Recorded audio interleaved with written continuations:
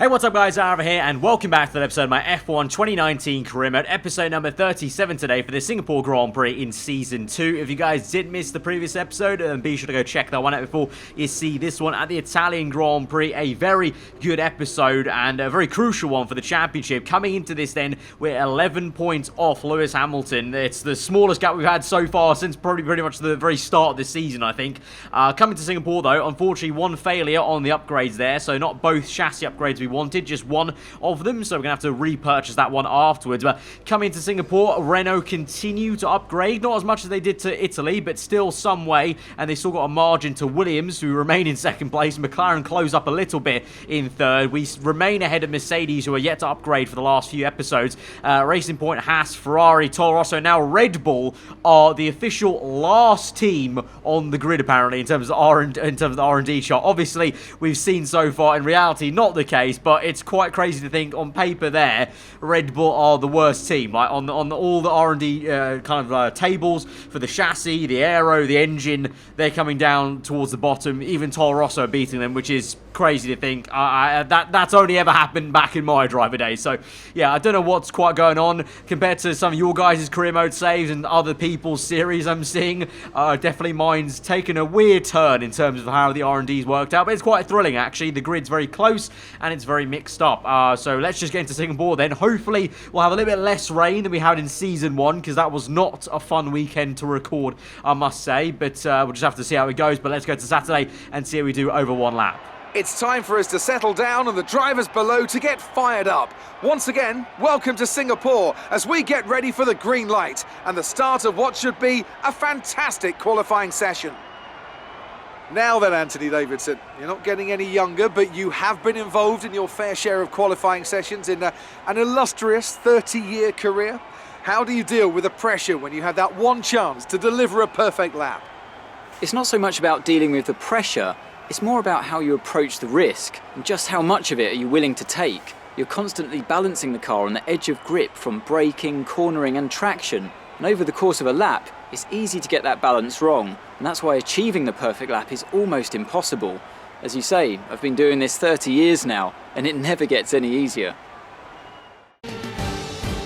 Cutting all the way to the end of our first final lap then in Q1. Wasn't too sure how the car was going to perform here. Singapore always feels a little bit weird on the wheel, especially because the steering rack, the rotation actually changes at Singapore and Monaco actually compared to every other track. And for me personally, I do definitely feel the difference in that. And also the force feedback definitely changes a little, even if Cody's don't want to admit it. And so it was always a weird feeling coming to Singapore off the back of Italy, which is a very different circuit as well. We make it through into Q2 then, all fine. Myself and Raikkonen quite well matched there in Q1. Q2 will hopefully make it through into the top 10 shootout, even though our car is on the teetering edge, I guess, in terms of where we are in the pecking order. Apparently, I think the car's still got some good pace. The same can be said of Mercedes and Ferrari, and even if you remember, Red Bull didn't do too badly. They were quite up there actually, as well as the Racing Point cars who are a little bit lower down. So we move up into P3 there, and so we are into the top 10 shootout. Raikkonen makes it through.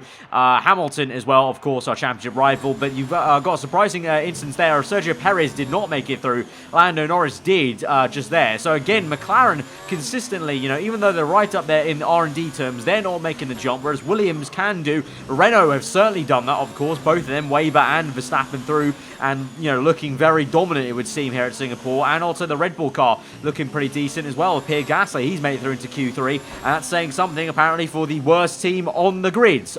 So yeah, just we can really never tell. Circuit to circuit, it's just one big lottery, to be honest. Let's be real. So we come through now in Q3. It's been a pretty okay lap. I wasn't actually fully comfortable with the car, but the time was there. P4 just behind Hamilton and ahead of Charles Leclerc. And compared to my teammates Q3, much better. He didn't go out for a first run. Not too sure what was going on there. Don't know if he only had one set of soft tires to do, but I don't know what Raikkonen's playing at. So that was a bit funny. So I need to see what he can do on his one and only run then in Q3. Hopefully it's decent enough to try and get up towards the sharp end here. But at the moment, Weber is on another provisional pole position. We come across the line. It's no improvement for us. Although it's a better second sector, we lose some time in the third, and instead we'll have to settle down for P4 directly behind Lewis Hamilton then in P3. Verstappen and Weber making a 1-2 lockout for Renault. Surprise, surprise. Weber, though, is the one on pole. So again, Lucas is the man on form, and you know that kind of Weber effect is coming into effect, and he can't even Verstappen can't topple it.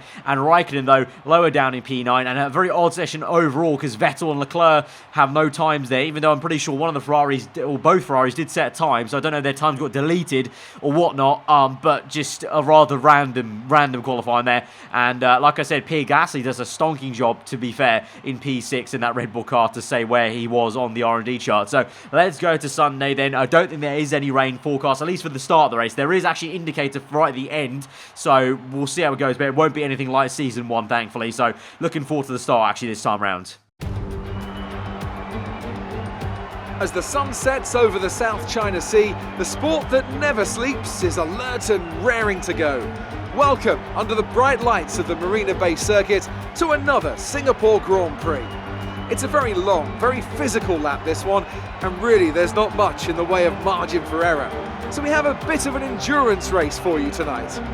It's a 3.1 mile lap here at the Marina Bay Street Circuit with 47% taken at full throttle. It's hot, humid and bumpy around the 13 lefts and the 10 rights of mostly slow corners.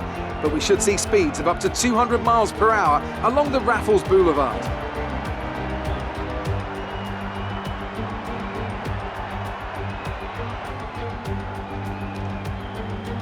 And with me as usual is Anthony Davidson. Let's talk about the engineer. What do you make of their performance so far this season? It's been a really solid year so far. There have been some incredible standout performances, but what's really impressed me has been the consistency. With this kind of form, I'm expecting another great race today. It's time to see how our drivers are stacking up after yesterday's exciting qualifying session. Lucas Weber lines up on pole position, and it's Lewis Hamilton alongside. Looking at the rest of today's grid, we have the engineer, Magnussen, Pierre Gasly and Norris, Vettel, Leclerc, Butler and Valtteri Bottas, Albon, Perez, George Russell and Grosjean, Verstappen, Giovinazzi, Kimi Raikkonen. They've taken the grid penalty, and Lance Stroll, Ricciardo and Nico Hülkenberg completes the grid. Now it's almost time to lights out, so let's go down to the track. So we can actually look at the dry tyre strategy and use that today, unlike last season here. 2-stop it'll be, the soft tyre to the 2 sets of mediums. The hard tyres, even within play, are still a 2-stop here. I'm probably never going to do that because the hardest compound historically at Singapore always feels horrendous. So I'm confident we can also use the 2 sets of mediums to the end of the Grand Prix just fine. And you can see that indication of one bit of rain maybe towards the end is going to make things very interesting potentially if it comes a little bit earlier than it indicates right there. But we're going to gain one free position on the grid here because Max Verstappen has an engine penalty of sorts. It's me, Weber and Hamilton on the front row. I'm going to be alongside the Williams car, Magnussen. So this makes our life maybe a little bit easier, maybe to go towards that, top end of the podium. But really, honestly, I'm just looking at Hamilton first and foremost. That's the first mission in this race, trying to overtake him. It's going to be difficult at the start. The Merc is still very, very strong in these races, despite what the R&D says. So just got to try and do the best. But it's going to be weird kind of having a normal dry start Singapore compared to what we had last season. But let's just get into this then. As we're going to go to 5 red lights for this Singapore Grand Prix here, under the front lights here from 3rd place on the grid. 4 lights are out and we're underway. It's a pretty piss poor start for us there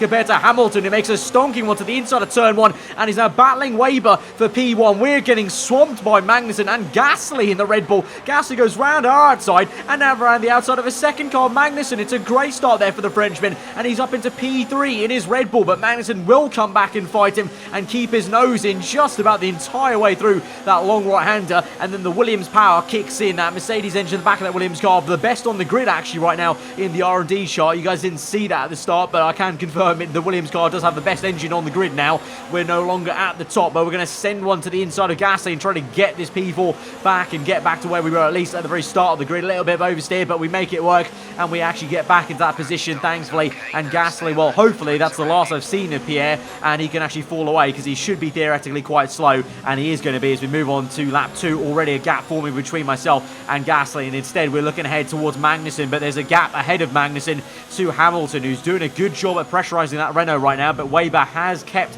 the race lead. I can confirm there, Hamilton down to second, but we need to try and dispatch the Dane first before we can even think about trying to catch up to Hamilton. But right now, I'm just sensing the pace really isn't fully here with the soft tire. Might need to be a case of we try and play a long-term game and go early on the pit stop for the medium tires and try and get an undercut, because right now I just don't see how we're going to catch Hamilton this first stint. But first and foremost, we need to try and catch the Williams car, which obviously is quite hard actually in a straight line if he's so good on the engine side of things. Even with DRS, he goes defensive somewhat, but we just fully can't make a move to the inside. But instead, on the next section, we maybe set up a move to the inside. We go, it's a very late lunge, and Magnussen, being Magnussen, of course, gives us no room to work with there. To be fair to him, though, it was a very late move on my part. I faked to the left, went to the right. It was a last-minute decision. I could have backed out of that, but I thought I'll commit to it, and instead just didn't work out there. Bit of contact made with the side pod, so fair enough. But now on towards lap 5, like I said, we're going to play around with an early pit stop and come in now, because these tyres, although they're not too worn actually percentage-wise, they feel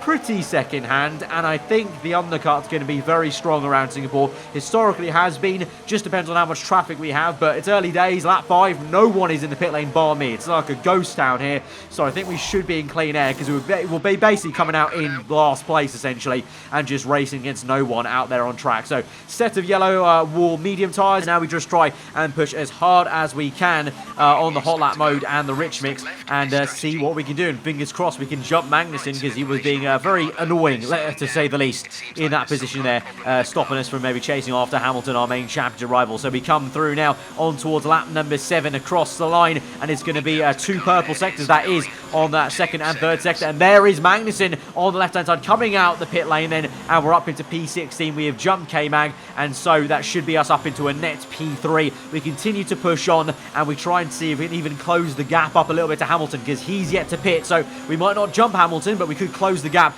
as now our teammate Raikkonen is in. He had an engine penalty as well on the grid, so he was a lot further back down the order as we go ahead and overtake Daniel Ricciardo. There is Hamilton on the left. You saw on the top left there, his name just flashed past as we overtook Ricciardo pretty easily on the main pit straight. And there goes Hamilton then out the pit lane exit, and he's going to be behind the Williams of Ricciardo, just ahead of Magnussen then. So that's Ricciardo, that's myself, and as we go on one lap later, Magnussen chasing after Hamilton, and he's on the softer compound tyre. Actually, this is Magnussen. He's on mediums. Hamilton's opted to go into the hard tyres for some reason, and so Magnussen does him to the outside, to the inside for the next right-hander, and gets the overtake done there. So the Williams overtaking the Mercedes. That's going to be a little bit embarrassing for the Mercedes Works team, considering they supply engines to Williams. But there you go, Magnussen up the order, and so that's pretty good news for me, actually. Hamilton on hards, as I said, a horrendous tyre in my opinion, so I think he's going to be quite slow. I think that's a mistake by him, especially if you consider the rain's coming later. You may as well just use the softest compounded tyres, because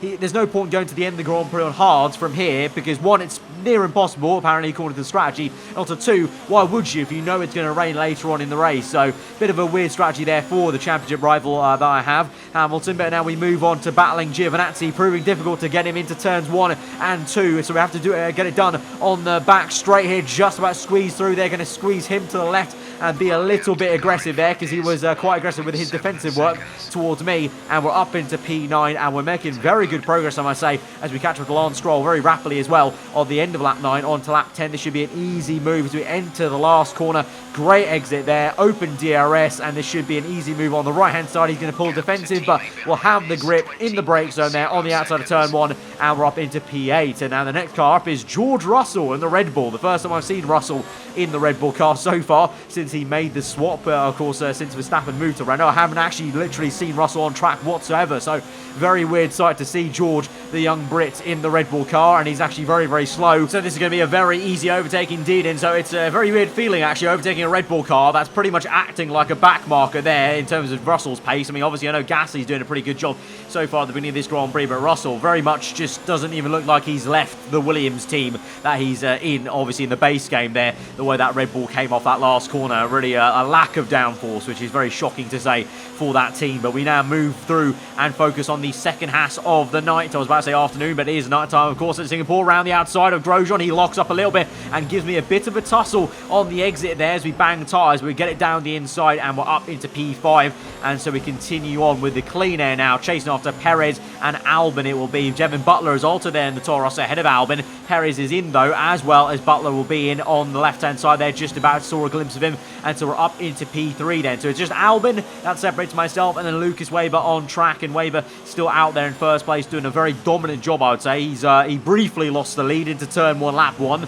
Ever since then, he's been leading pretty much every single lap of this Grand Prix, bar the kind of few trying to get through the traffic here. So yeah, if it wasn't for Verstappen's engine penalties, I feel like this would have been basically a Weber v Verstappen fight for the very top 2 spots here. It would have been a very boring Grand Prix in terms of the dominance of Renault here, so thankfully that has spiced things up a little bit with Verstappen's demise perhaps, but for us here at the top end, I can't actually see where Verstappen is, what his battles are. Instead, I'm just kind of looking and chasing after Weber, trying to do the best job I can. But we move on to lap 17 now, 3 laps later on these medium tyres here, and I've got a team radio that is, you can maybe just hear in the background there, about some rain inbound in the next 5 to 10 minutes they're saying, and so that got me thinking, because my team wanted me to pit on lap 17 here, but I'm thinking, you know what?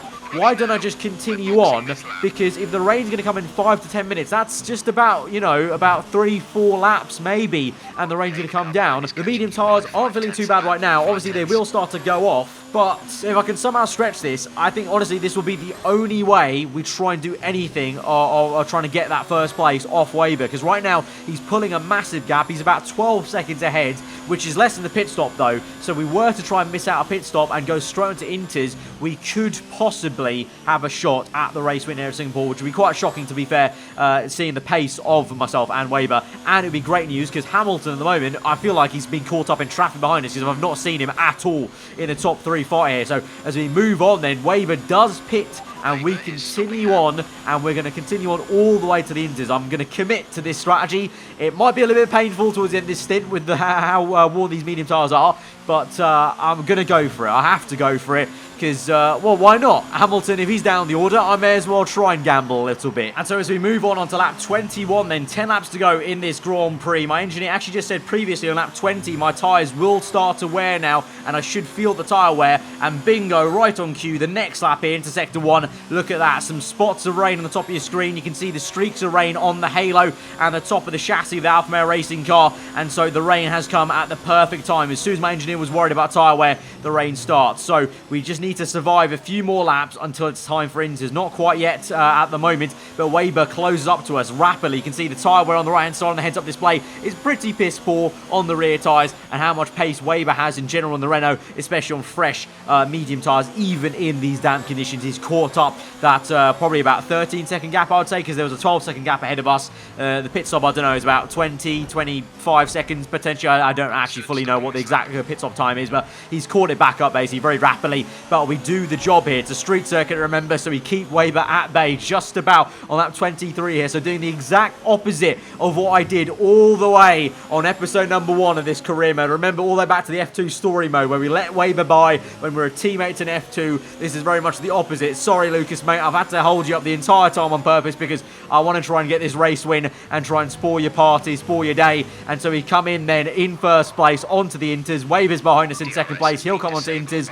And so it's now just about surviving the intermediate period. I don't know how that's going to go, honestly, because the AI are very good in the wet now after the patch, so he might well have it, but this is my best shot at trying to go for the race win. So here we go now, strapping on the set intermediates, but Weber might just jump us here as we're slow off the pit lane. We come in, we come through, and we ghost through Lucas Weber. If that was, if the ghosting system wasn't here in the game, that would have been a pit lane crash there. That was categorically the definition of an unsafe release from my team there, as pretty much he was halfway alongside me when they told me to go. And so thankfully the game obviously ghosts us through, and so we're up into first place there. Feels a little bit cheap, I can't lie, but you know, I can't do much about that. The game does it automatically. There's no setting for that, but in real life, of course, that probably would have been a nasty crash between first place and second. But to say that, I actually have a massive amount of oversteer, and Weber now is already on the attack. Look how rapid he is off that corner on that straight there on the back, and so we have to go very defensive on the left, and you can see drifting through, and so I can already tell this might be a very difficult stint to keep Weber behind, to be honest. He's, you know, 1, very good, and 2, I'm not too great in these conditions anymore against the AI. So we come through on lap 25 then, a little bit slow on that right-hander, bit more oversteer, and Weber once again is going going to come knocking here. And we're going to keep a bit of a wide line here on the left-hand side to go defensive to the next left-hander. He's going to go around the outside. He's nearly fully already got the move done, but second phase of the corner, we get the place back there into P1 just about. Now we're on the outside here. He could squeeze us towards the wall. He does so, and we're literally millimeters, probably pixels away from making some contact with that red barrier there, but we just about make it, and we remain in P1. But for how much longer? Third time lucky maybe for Lucas Weber. We go tight on the line this time and keep the outside line because I wanted to block him off there for the slipstream, but it doesn't work out. Weber's got it to the inside now. Probably maybe a mistake from me, but we still hold it through on the curb there. Thankfully it doesn't spit me off, and we retain that down the inside again, and we retain that for a third time now on lap 26. 5 laps to go in this Grand Prix, but as we enter the hairpin want to go past over the bridge here at the end of the Singapore lap, we get a really poor exit there, and Weber gets the power down. He's got brilliant traction. He's round the outside. He makes a massive dive and then pinches us into the apex. Then we go very awkwardly over the curbing, and that's it. That's him booked in, and I suspect, unfortunately, that is him now checked out of the Grand Prix there. I go desperately late on the brakes there, the next right-hander, but there's no use. I think he's now gone. That was our one and only chance, really. We needed to try and keep him behind, but he was so good under braking there. That corner especially is so tricky that I just didn't want to lock up and go straight into the wall, which is very much a possibility here with how treacherous these conditions are. And so Weber gets that position and is the more aggressive driver there in that turn. And you can see now lap 28, he's fully checked out. He's off in the distance. I can't even see his car anymore. You can see him on the mini-map there, just about going through the last corner. Here I am, and we're losing all sense of the grip here on the rear end as we go through to the last 3 laps of this Grand Prix. On the curb! Oh, no. We spin the car, got the rear tyres on the curb, and we've done a 360 here, and we have to be down to P4 now in this Grand Prix. We recover the car. Thankfully, didn't spin that into the wall, but it's a massive mistake there and a massive blow for me in this race. We're down to P4. The rear tyre temperature is absolutely shot up there. You can see brick orange on the tyre carcass temperature, internal temperatures, and so that's going to be Kevin Magnussen up the order, as well as Valtteri Bottas in third place. They're gifted those podium positions, unfortunately for me, and so as we go through the last 2 laps here of this Grand Prix, now just trying to survive as the car is feeling very worse for wear. My team radio has actually said that the heavy rain is coming in 5 minutes time or so. I feel like it's already coming now because you can see the grip is non-existent there. Lap 30, just about missed ploughing it into the Armco barrier and having a DNF in this Grand Prix. So just about surviving this Grand Prix now until the last lap of the Grand Prix. I'm pretty sure if this Grand Prix was going to go on for a bit more, we would have all strapped on the full wet tyres. And so in the end, we're going to have to settle for P4 at the Singapore Grand Prix. What a nerve-wracking ending that was. Alright, race over. Take care of the car on the way in. Another win for the team at Renault today. Really impressive stuff. Anthony Davidson, what helped them deliver this result, do you think? It's a heroic effort for any drivers who race in conditions like these, and seeing them fight their way to the front was very special indeed. They were able to find all the grip, all the good lines, and have the confidence to get on the power to top it all off. That's what pushed them into first place here today. Here come today's winning drivers, and what a race it was. This is a team that knows success very well in F1, and they're just itching for even more. Congratulations to the Renault team for their excellent win today.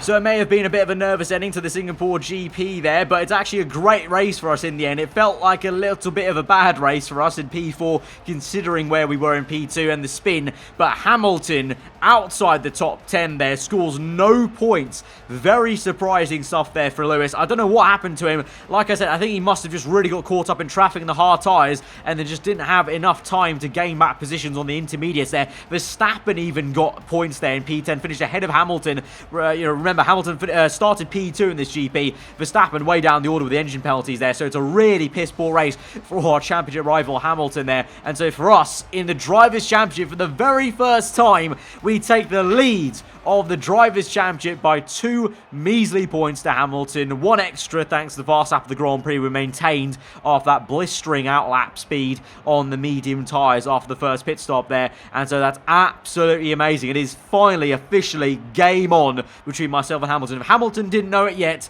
now he does. He's got a title fight on his hand with myself going for the rest of this season, and it's basically just become crunch time now, hasn't it, with the remaining few races left in this season. Constructors, Mercedes actually gained on us because Bottas got that podium there, so that's a bit unfortunate, but I haven't really thought about fighting for the Constructors title, but you never know, you never know. If Raikkonen wants to get a good result again with me, we get another 1-2, maybe both Mercs have a bad race, one of these races, then we could be in the title fight for the Constructors. But right now, my focus is on the drivers, and I'm just so happy we're actually now fully in it now this time. So going to the end of this episode then, of course, we have that chassis upgrade we need to fix as well, just making sure I could actually afford another upgrade here. So we're going to fix that redistribution, that minor upgrade, and then go for a major brakes upgrade once again. We've got 2 minors so far. I'm hoping this major brakes update can actually make a difference, and I can feel the difference, because so far, especially in that Grand Prix in the Inters conditions, the brakes sometimes felt like absolute sponges. So we're going to have to see about that. I can't afford anything else, unfortunately. At the moment, you can see there, though, confirmation on the chart. Williams are indeed the top team on the engine side of things. On the aero, even we're not even top anymore, and on the chassis we're still second worst, which I don't get. Red Bull, though, are the worst on the grid on chassis and the worst on aero, which is, or the second worst on aero, which is shocking to see. Like I mentioned, just so weird to have that in the same sentence. Red Bull and aero and chassis worst, or one of the worst. So yeah, it's been a bit of a topsy-turvy season in terms of how everyone's developed so far. But guys, if you did enjoy this episode, be sure to smash that like button. Let me know what you thought in the comments below. If you are new around here to subscribe for weekly Formula content, I've been around for home today. I'll see you guys next time. Goodbye.